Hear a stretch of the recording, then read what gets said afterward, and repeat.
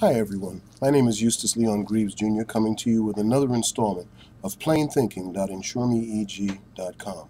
Today is Monday, February 22nd, and it's a very important day here in New York State. And because this is the day when Amanda's Law goes into effect. Now you may be saying, what's Amanda's Law? Well, very briefly, give you a little brief history. Back in January of last year, a young lady named Amanda Hanson was having a sleepover at her friend's home, something that children do every weekend of the year across the country. Except this time, this sleepover had tragic results in that Amanda never woke up. There was a faulty boiler in her friend's home, which was releasing toxic amounts of carbon monoxide, the silent killer, and she never woke up. She died of carbon monoxide poisoning.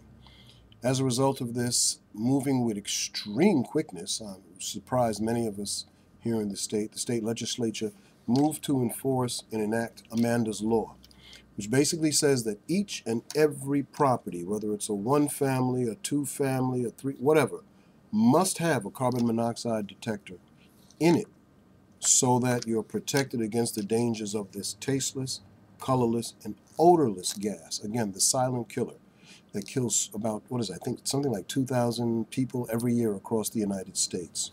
And it really hurts the elderly and children because they are less able to combat the effects of this gas on their system. Now, again, the law up until today was that the only time you had to install a carbon monoxide detector in your home was if you just bought the home, this was a sale of an existing home, or it was a newly constructed home. I guarantee you, many of you out there probably didn't even know that this was the law, that you had to have carbon monoxide detectors. Let me say this to you. I have one in my apartment.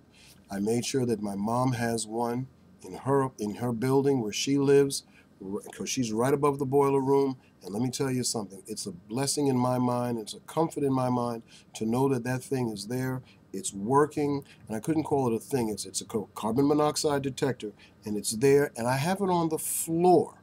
And you may say, well, gee, why put it on the floor? Well, unlike a smoke detector, which is going to handle smoke that's here, a carbon monoxide detector has to be below the level of your head when you sleep.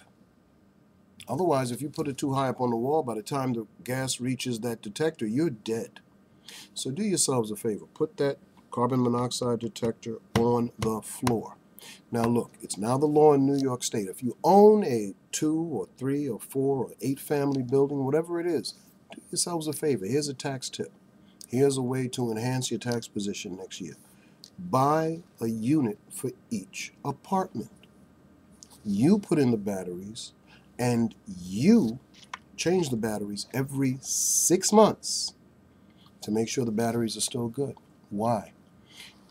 I don't think you'd want it on your conscience to know that a child or an elderly person or a tenant of a different age bracket died because there was no carbon monoxide detector in their unit. What if you're away and they don't hear it go off?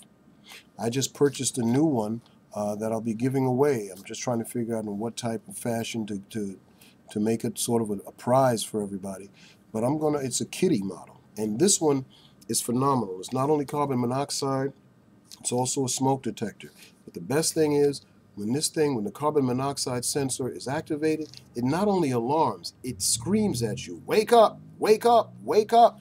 Phenomenal. Runs about $36 and it's well worth the money. So ladies and gentlemen, do yourselves a favor.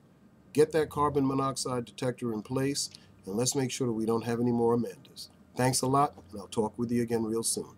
This has been Eustace Leon Greaves Jr., your insurance and financial advisor, and you can find me at insuremeeg.com. Take care.